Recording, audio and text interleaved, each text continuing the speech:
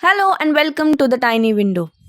आइए आज बात करते हैं एक ऐसे राजा की जिसने अपने ही हाथों से अपने ही बेटे की जान ले ली। ये कहानी शुरू होती है 1547 से, जब इवान वैसिलविच सिर्फ 16 साल की उम्र में ही पूरे रशिया का पहला राजा बना।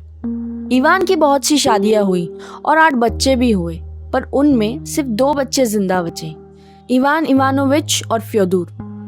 इन दोनों में सिर्फ इवान ही अगले राजा बनने के लायक था, लेकिन किंग इवान के गुस्से की वजह से उसकी अपनी फैमिली के साथ कभी बनी नहीं। बच्चे उससे डरते थे और दूर रहना ही पसंद करते थे। कई साल यही चलता रहा, लेकिन असली कहानी तब शुरू हुई जब उसके बेटे इवान की शादी हुई। जब सनकी राजा को पता चला कि उसकी पहली बहू यूडोक्सिया मां नहीं बन सकती, तो उसने उसे बंदी बनाया। दूसरी बहू प्रेस्कोविया के साथ भी कुछ ऐसा ही हुआ। इन सब के बावजूद भी इवान चुप ही रहा। फिर एक दिन सब कुछ बदल गया। 16 नवंबर 1581 का वो दिन था। इवान की तीसरी बीवी येलिना एक बच्चे की मां बनने वाली थी। वो अपने चेम्बर में आराम कर रही थी बिना तैयार हुए, क्योंकि उसे लगा उस वक्त चेम्बर में कोई नहीं आएगा।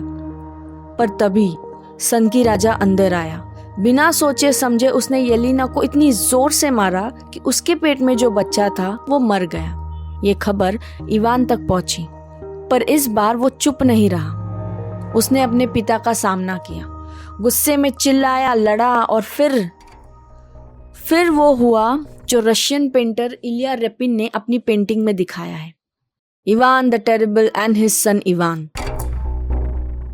अब बनाने के लिए वो कोई और पेंटिंग भी बना सकता था, लेकिन उसने यही क्यों चुनी?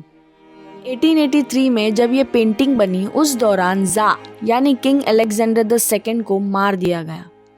उस बॉम्ब ब्लास्ट ने पूरे रशिया को हिला दिया था।